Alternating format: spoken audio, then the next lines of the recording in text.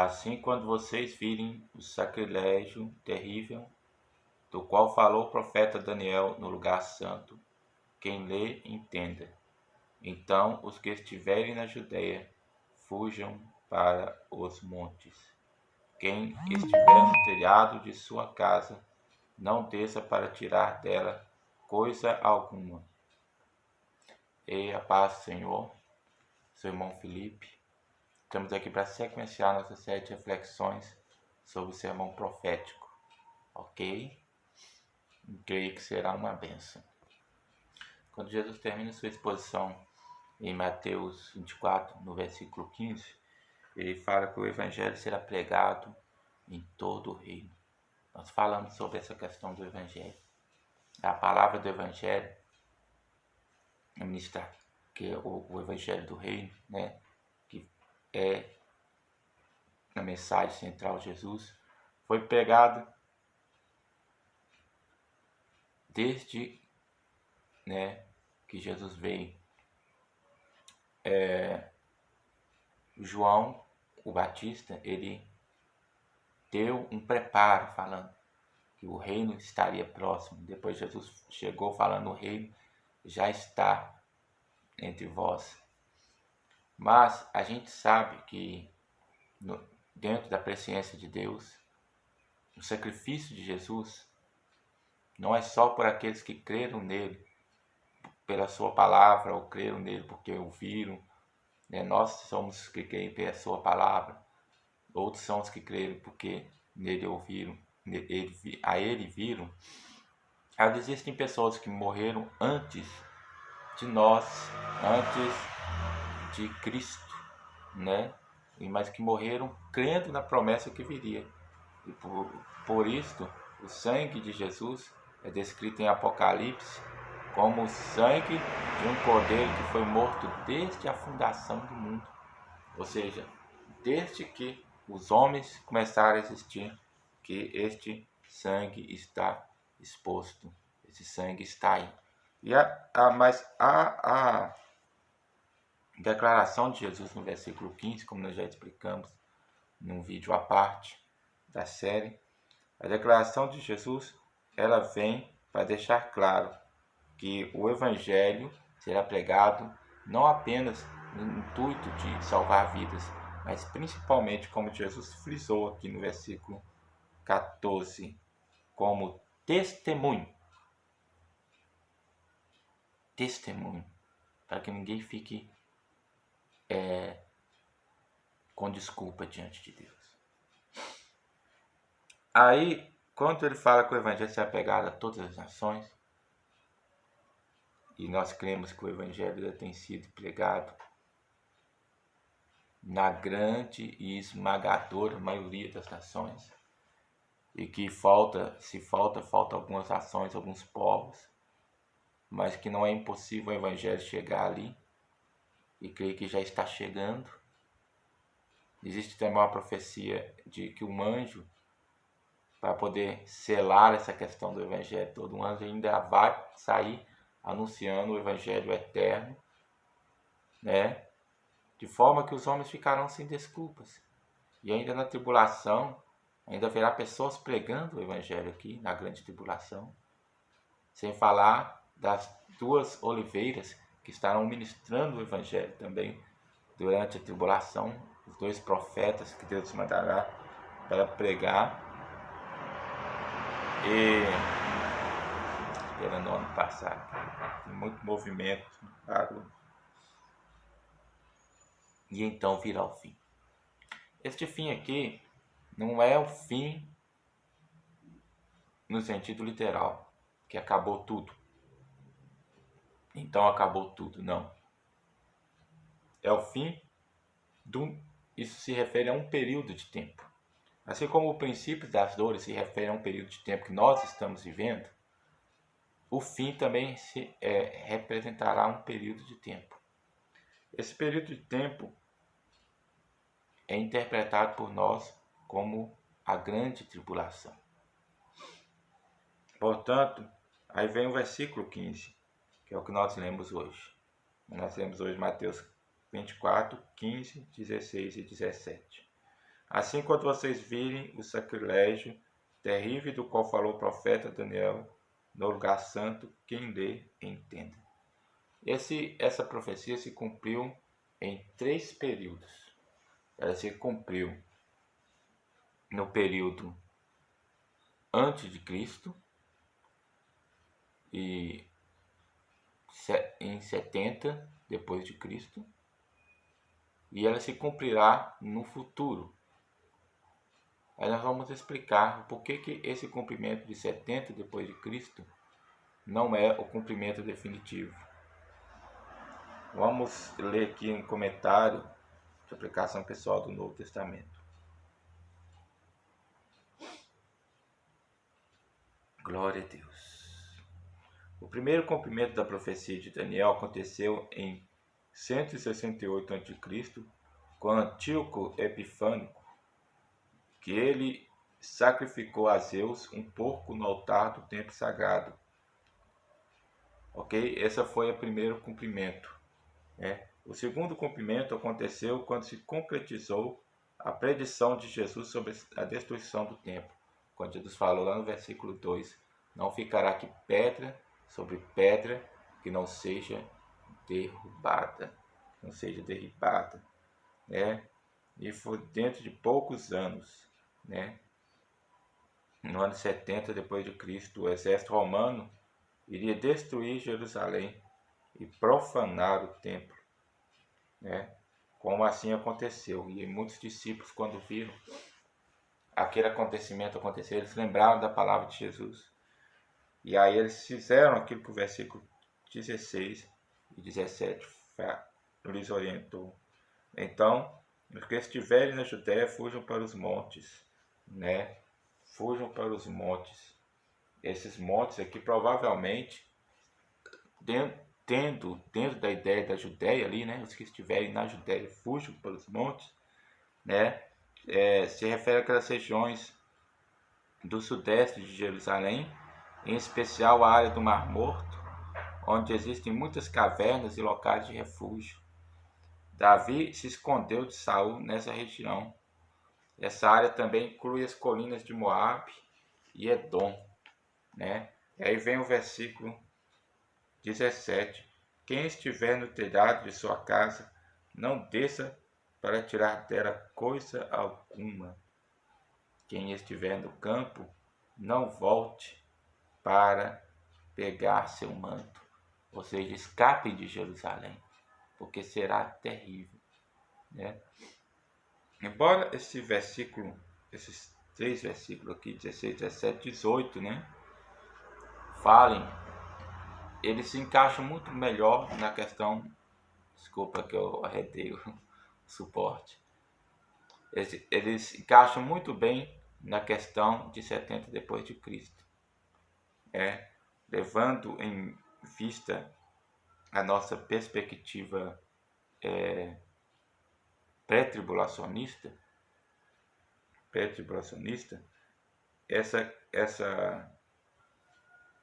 e levando em conta também o versículo 15, que diz que é quando o sacrifício, o sacrilégio ocorrer no templo santo, é que quem vê isso, quem lê e vê isso, entenda qual a postura que ele deve tomar. Então ele deve fugir de Jerusalém. Por isso eu entendo que isso se aplica mais a 70 depois de Cristo, levando em consideração a nossa visão pré-tribulacionista. Agora, para aqueles servos e servas de Deus que, infelizmente, como a gente sabe que muitos vão ficar ainda nessa tribulação porque não serviram ao Senhor fielmente, e o Senhor veio e arrebatou sua igreja, então muitos ficarão aqui.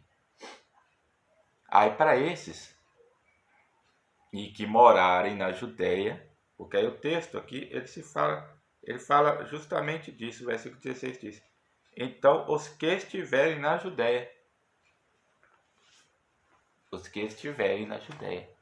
né?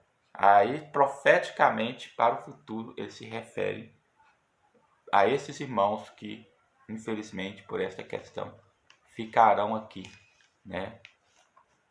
Então, ou seja, fujam da Judéia, porque o anticristo que está aí está profanando o templo de Deus, entrando no templo de Deus, achando que é Deus, né? E profanando o Santo dos Santos. Ele estará e será um sinal para esses irmãos. Então eles deverão fugir. Ok? Então aqui está bem claro, né? Mais um versículo aqui que mostra muito claro que se refere àquela época dos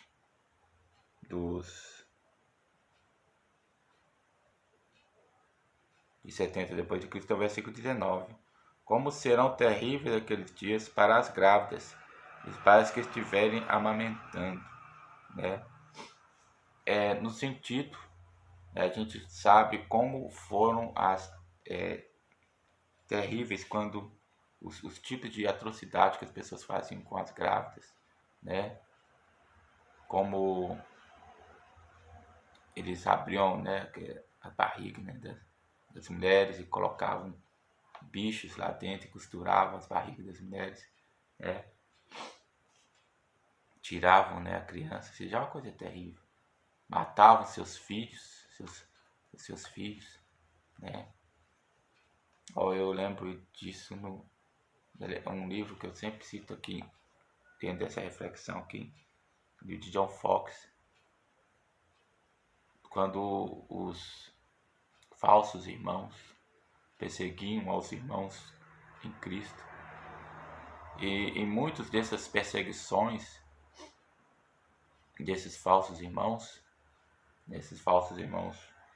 eles pegavam crianças protestantes e jogavam elas de desfiladeiro e faziam outras atrocidades, coisas que, se eu soubesse direito, que eu não estou com a memória muito bem para falar, mas se eu soubesse descrever aqui detalhes em como o irmão descreveu, eles são coisas que causam um enjoo, né? Até hoje eu estou lendo aquele livro devagar, né? Eu parei em algumas páginas, depois eu volto à leitura, que ele é muito forte, mostra a maldade humana, quando Jesus fala: vós sois maus, como é terrível a maldade humana. Orem, versículo 20 também traz a mesma ideia. Orem para que a fuga de vocês não aconteça no inverno, nem no sábado. Ore para que a fuga de vocês não aconteça no inverno nem no sábado. Quando a gente pega esse versículo, é para um lado espiritual, mas entendendo ainda no contexto normal da época, isso se refere também à dificuldade. O sábado, né, por ser um dia santo, né? E o inverno, por causa da dificuldade que teria para se locomover. Não é um inverno como no Brasil, né? É um inverno frio mesmo. Ore para que a fuga de vocês não aconteça no inverno, nem no sábado. Tá levando isso para um lado espiritual. O inverno se refere à frieza espiritual. Quando a igreja, nos dias atuais, tem vivido uma frieza espiritual, né? Tempos de frieza, a gente já passou muitos tempos de frieza na igreja, vários períodos, né? Entre esses tempos de frieza houve os avivamentos, né? Houve o despertar. Então a gente precisa clamar a Deus para que venha o verão na igreja, quando esse dia chegar, né? Isso se referindo profeticamente ao dia da vinda do Senhor, né? Aqui já vem uma perspectiva também, falando uma perspectiva também pré-tribulacionista e falando também na visão, interpretando esse versículo com uma visão espiritual, né?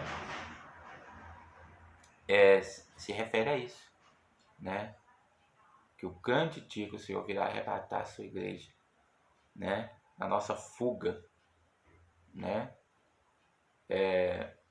precisa ser uma época de avivamento. A gente precisa de orar a Deus para que o dia que ele vier buscar a igreja esteja despertada. Jesus fez até um questionamento na parábola do juiz Inico, quando ele falou, porventura, quando o Filho do Homem vier, achará fé na terra? Ele fez uma pergunta. Mas dentro do contexto do ano 70 depois de Cristo, esse versículo também se encaixa muito bem, né? Porque Jesus já estava profetizando, porque na verdade essa resposta que começa a ser dada desde o versículo 15 até o versículo 20, esta resposta é uma resposta à segunda parte da pergunta que os discípulos fez no versículo 3. E qual sinal disse-nos quando acontecerão essas coisas? E qual será o sinal da tua vinda e do fim dos tempos? Um sinal não necessariamente precisa ser dado como um sinal que algo está acontecendo, mas ele pode ser um sinal simbólico, como que algo vai acontecer. Com que base eu falo isso? Quando Jesus deu como exemplo a vida do profeta Jonas, né, o acontecimento que aconteceu com ele de ficar 3 dias e 3 noites no ventre do peixe. Então Jesus, ele se referiu a Jonas. A Jonas era um sinal que já havia, algo que tinha acontecido há muito tempo. Então ele disse, nenhum sinal vos será dado no seu sinal do profeta Jonas. E assim como Jonas ficou no ventre do peixe 3 dias e 3 noites, assim será o Filho do Homem. Jesus pegou um sinal que havia sido dado há muito tempo. Então aquele sinal que foi dado naquela época, ele não significou que algo estava acontecendo naquela época, ou que algo estava para acontecer naquela época, mas uma época bem futura. De igual modo, esse sinal que Jesus está dando aqui, que aconteceu em 70 depois de Cristo, era um sinal que apontava para os dias futuros e não para aquela época, né? Embora também os discípulos daquela época interpretou que os sinais eram para aquela época, mas penso eu que o sinal que aconteceu naquela época se apontava para os dias de hoje, mas era um sinal, né? Em resposta, que sinal haverá da tua vinda? Então, esse acontecimento que aconteceu em 70 depois de Cristo já era um sinal da vinda de Jesus. Porque se aquilo havia acontecido com o templo, certamente tudo mais que Jesus tinha falado haveria de acontecer. Mas o versículo 21 é a chave para a nossa dúvida, né? Porque o versículo 21 ele vai mostrar o porquê que o versículo 15 está se referindo a um futuro mais distante e não aquele futuro próximo da destruição do templo de Jerusalém. Porque o versículo 21 fala assim, porque haverá então grande tribulação, como nunca houve desde o princípio do mundo até agora. Ou seja, até o dia que Jesus estava falando, nem jamais haverá. Por isso, por causa dessa palavra impossibilitadora que Jesus deu, ele disse o seguinte, que a tribulação que acontecerá nesses dias será uma tribulação incomparável e que ela será tão grande que depois dessa grande tribulação não haverá outra tribulação semelhante a ela. Então isso aqui se refere profeticamente àquela época lá da grande tribulação.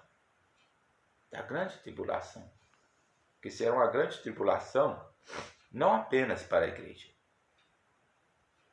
Ou seja, quando eu falo não apenas para a igreja, eu me refiro aos que ficarem.